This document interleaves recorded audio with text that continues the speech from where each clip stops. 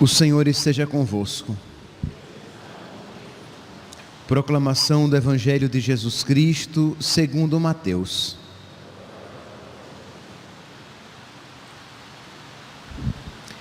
Naquele tempo, disse Jesus aos seus discípulos: não penseis que vim abolir a lei e os profetas. Não vim para abolir, mas para dar-lhes pleno cumprimento. Em verdade vos digo, antes que o céu e a terra deixem de existir, nem uma só letra ou vírgula serão tiradas da lei, sem que tudo se cumpra. Portanto, quem desobedecer a um só desses mandamentos a fazerem o mesmo, será considerado menor no reino dos céus. Porém, quem os praticar e ensinar, será considerado grande no reino dos céus. Palavra da salvação.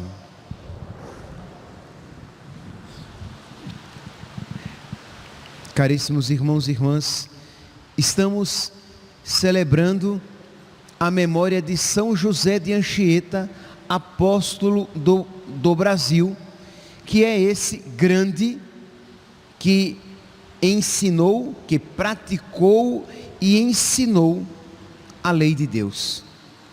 Lei esta que nosso Senhor, que Jesus, Ele mesmo diz a seu respeito: eu não vim para abolir a lei e os profetas, mas para dar-lhe pleno cumprimento, que Ele não tiraria sequer uma vírgula.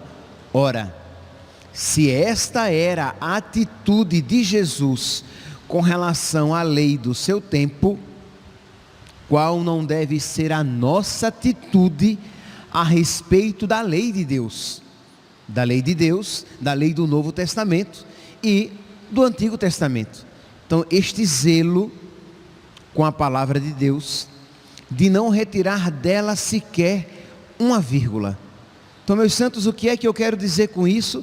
Esse nosso zelo, essa nossa preocupação, esse nosso cuidado em não sair selecionando da lei de Deus aquilo que nos agrada. Existe uma tentação em todos nós de sempre escolher aquilo que nos é mais agradável, mas a lei de Deus tem que ser acolhida como um todo. Nós, já comentei aqui com vocês outras vezes, nós não somos hereges. O que é um herege, né? Etimologicamente, por aquilo que a própria palavra diz, né? Heresis é escolha. Herege é aquele que escolhe no que ele vai crer. O católico, ele crê em tudo aquilo que lhe foi revelado. Pois bem, então Jesus, ele diz que ele não veio para retirar nada da lei, mas veio para dar-lhe pleno cumprimento. E nós estamos celebrando a memória de alguém que nos ensinou todo o conteúdo da fé.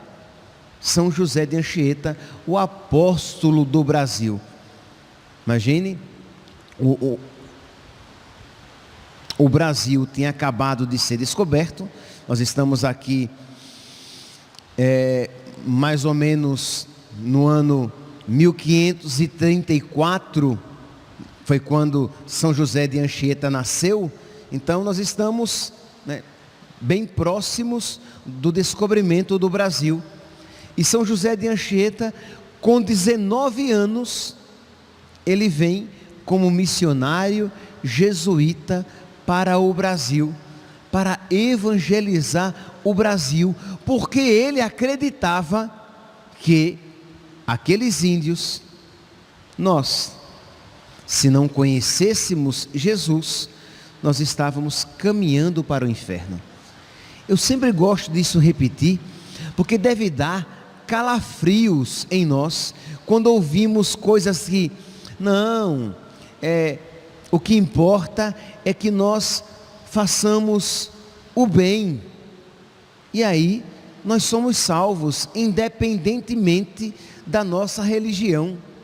Meus irmãos, se os missionários assim pensassem, nós continuaríamos como índios por aqui, ou protestantes, porque muitos holandeses na época também queriam vir para cá, movidos por interesses econômicos, e eles eram, na sua grande maioria, protestantes. Então ter essa consciência, de modo que celebrar hoje São José de Anchieta deve encher o nosso coração de alegria, porque ele teve fé, juntamente com os jesuítas do seu tempo. Eles tinham fé, e por causa da fé, eles enfrentaram todas aquelas dificuldades para vir para o Brasil, nos fazer conhecer o nome de Cristo e a verdadeira religião. Pois bem, então, mas voltando aqui um pouquinho atrás, São José de Anchieta nasceu em 1534, nas Ilhas Canárias, na Espanha, de uma família católica. Vem estudar em Coimbra, Portugal. Ali em Coimbra ele tem contato com Santo Inácio de Loyola, São Francisco Xavier, São Pedro Fabro, isto é, ele tem contato com os jesuítas, se torna jesuíta, ainda jovem, né? E o padre Manuel da Nóbrega, que já estava aqui no Brasil, o jesuíta padre Manuel da Nóbrega, pede a Portugal, pede aos jesuítas que mandem missionários para cá. Por quê? Porque eles não tinham ninguém, eles não tinham quase ninguém, e tinham todo este continente para evangelizar. E aí então os jesuítas mandam mesmo os irmãos, que era o caso de José de Anchieta, que não era padre ainda, mas como eles estavam precisando de pessoas para evangelizar, e eles conheciam a virtude e a piedade de José de Anchieta, o enviaram, embora José de Anchieta tivesse uma saúde frágil, mas o padre Manuel da Nóbrega disse que o clima daqui era muito bom, e que ele aqui chegando iria se recuperar, que o mandasse para cá, que era a certeza de que ele teria saúde plena. Então enviaram José de Anchieta, aquele rapaz piedoso. Imagine, José de Anchieta era tão piedoso que ele chegava a participar, porque ele era acólito, ele era coroinha, e ele chegava a participar de 4 a 5 missas por dia. Tal era o seu zelo pela Eucaristia. E no rito antigo, quando o coroinha passava muito tempo de joelhos servindo. Então imagine 4 a 5 missas todos os dias. Tal era o seu amor à Eucaristia. Pois bem, vem então José de Anchieta, vem para o Brasil para ocupar, juntamente com 19 outros, eram 20, com 19 outros jesuítas, uma cabana de 10 de largura por 10 de comprimento, e ali era refeitório, dormitório, enfermaria, capela, despensa, tudo ali eles faziam. E ele dizia que ele era mais feliz do que os seus irmãos que continuavam servindo a Deus lá na Europa, porque ele de alguma maneira se aproximava de Jesus, do Filho de Deus, que se apequenou deitando-se numa manjedoura, num coxo. Imagine aqui, meus irmãos, as dificuldades pelas quais este santo homem passou. De alguma maneira, nós podemos dizer que ele passou por dificuldades maiores do que os próprios apóstolos. Que imagine, São Paulo, ele ia evangelizar cidades. São José de Anchieta, ele foi evangelizar as brenhas da mata, a mata cheia de índios que comiam pessoas. E ele ia exatamente para evangelizar essas pessoas, no desconforto total e pleno, no meio da mata úmida, dormindo no chão, sem conforto nenhum, e comendo aquilo que eles podiam conseguir. E tudo isso por quê? Porque eles queriam ganhar almas para Cristo.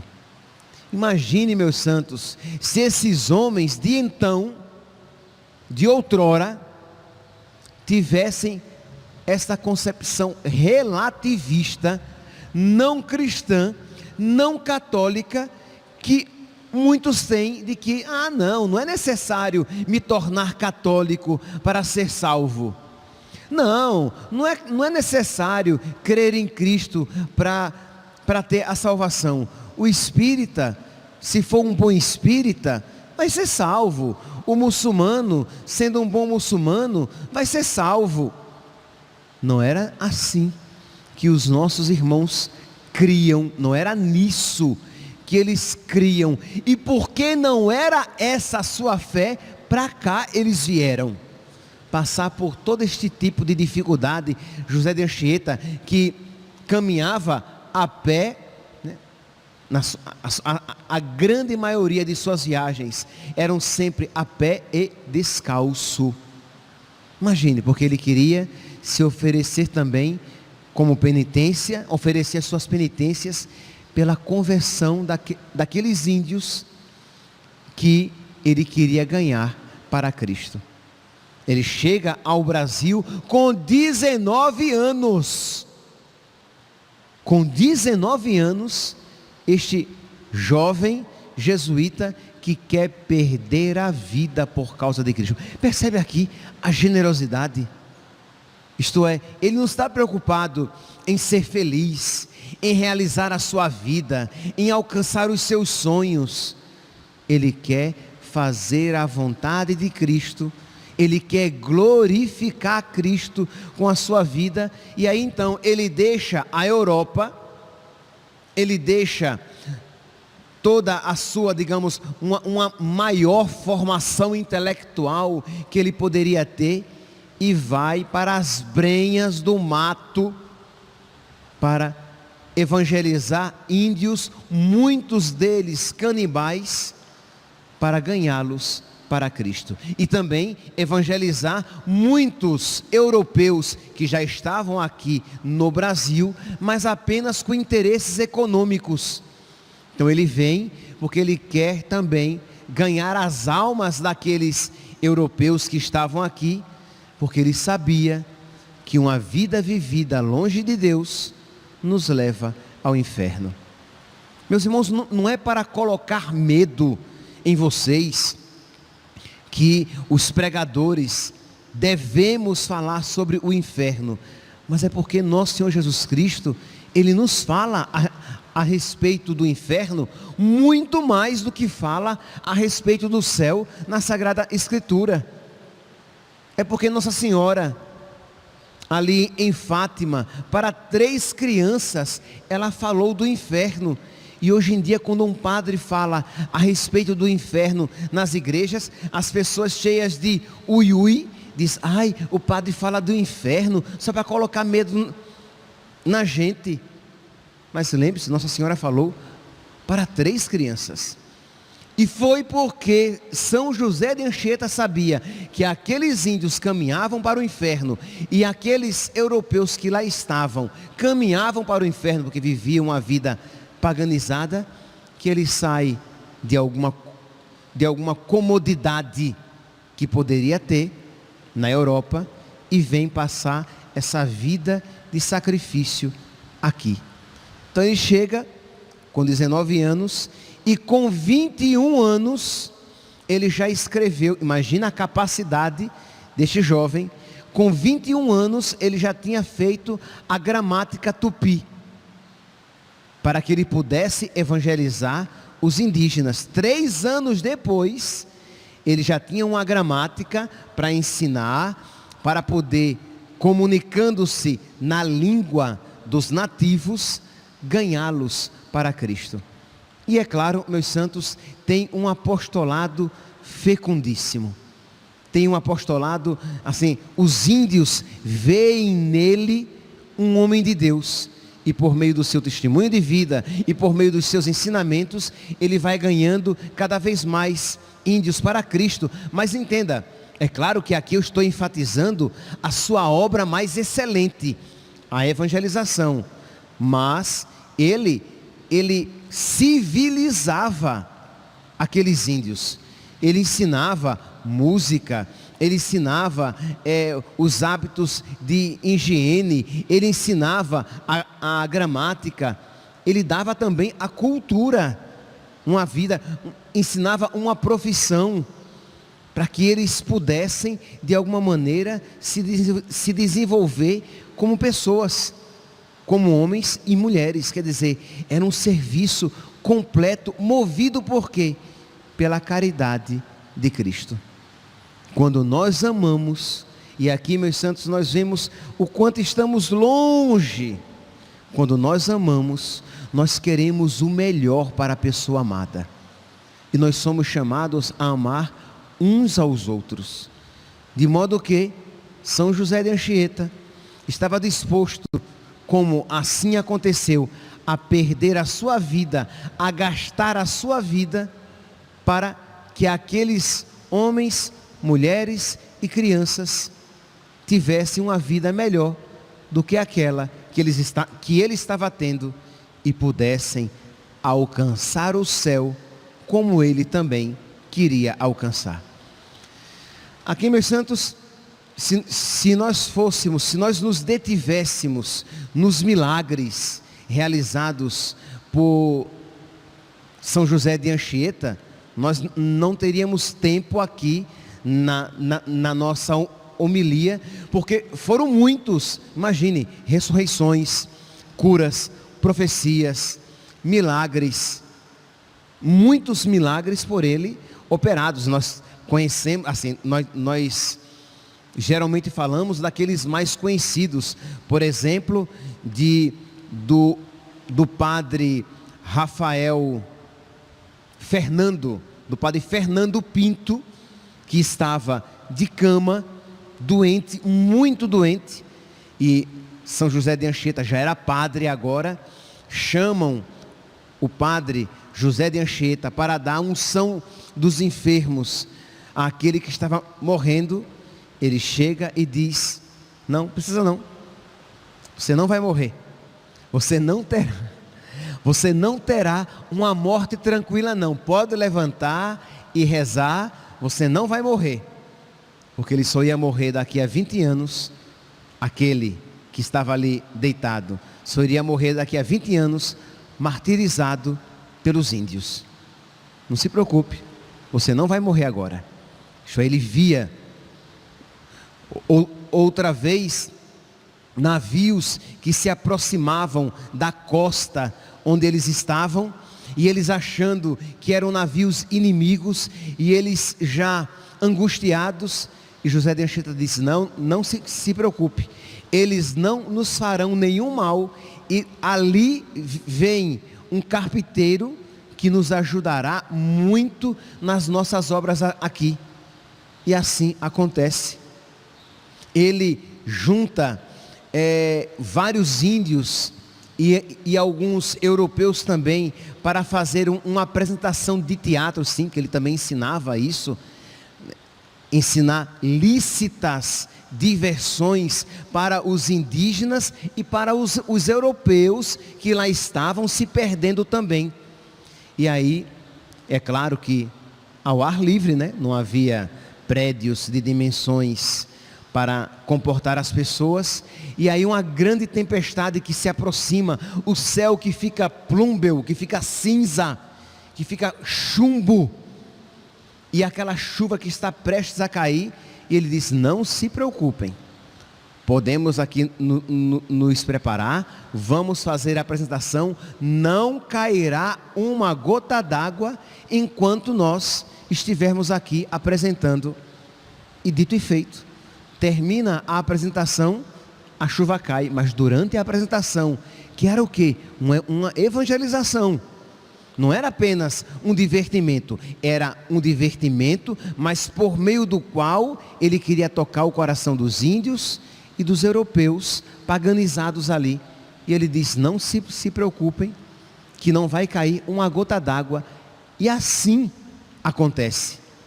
Ele indo evangelizar tribos mais distantes e mais perigosas numa canoa, e o rio agitado, e ele rezando a liturgia das horas, o chamado breviário então, e diz que ele e alguns índios, e a barca vira, e os índios que sabem nadar vão, né, nadam até a margem, e quando chegam à margem veem que São José de Anchieta não estava, e eles voltam nadando, procurando o santo, o padre, e nada de encontrar o padre.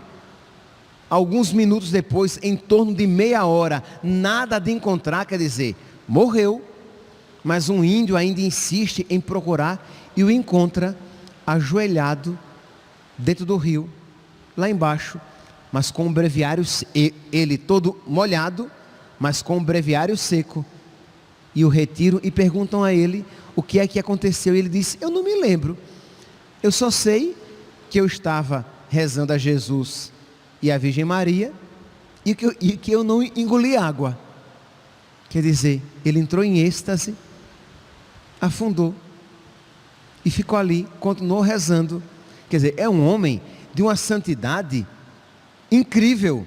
Já no final da sua vida, ele morre com 63 anos, mas doente, cansado, alquebrado, e um índio, uma árvore cai por cima da perna de um índio que a esmaga completamente. E o filho daquele índio vem, o indinho correndo, e vem chamar José de Anchieta. E ele vem se arrastando, literalmente caindo pelo meio do caminho, para se encontrar com aquele homem. Lá chegando, e vê aquela perna esmagada, e o homem gritando de dor, ele cobre com a toalha e diz: não se preocupe, a perna está boa. E quando tira a toalha, a perna do homem está totalmente restaurada. Quer dizer, um homem de Deus, um homem santo, um homem que ofereceu a sua vida por amor a Deus, para a nossa salvação, para a nossa conversão, para o conhecimento de Cristo. E é este homem, meus santos, que nós temos a alegria de celebrar como o apóstolo do Brasil. Então nós temos um grande intercessor, nós temos um grande homem de uma alma imensa. E por fim, aquele evento tão conhecido, ele ali, jovem, em meio às índias que estavam sem roupa, e como guardar a pureza, como guardar o olhar em meio a tantas tentações. E ele recorre a Nossa Senhora, pedindo que ela lhe guarde a sua pureza, e que ele se compromete a escrever toda a sua vida em verso. E era nas areias das praias que ele escrevia, vinham as ondas, apagavam, e ele guardava todos aqueles versos na sua mente, para depois, futuramente, transcrevê-los todos. Isto é, tão devoto da Virgem Maria, que guardou não apenas a sua fé, mas como também a sua pureza. Meus santos, nós temos este santo padroeiro, mas não apenas conheçamos a sua vida, mas peçamos a sua intercessão, para que nós sejamos santos também. Peçamos a sua intercessão, para que nós sejamos generosos também. Peçamos a sua intercessão, para que nós não caiamos em tentação também. E inspiremo-nos no seu exemplo, para que, assim como ele, por onde ele trilhou, a sua devoção à Virgem Maria, o seu amor à oração, o seu amor à Eucaristia. Então, assim como ele, trilhando esses caminhos espirituais, guardou a sua fé e a sua pureza, nós também guardemos a nossa fé, a nossa pureza e futuramente alcancemos a nossa salvação. Que São José de Anchieta interceda por nós, para que a nossa vida seja um verdadeiro louvor a Deus. Louvado seja nosso Senhor Jesus Cristo, para sempre seja louvado.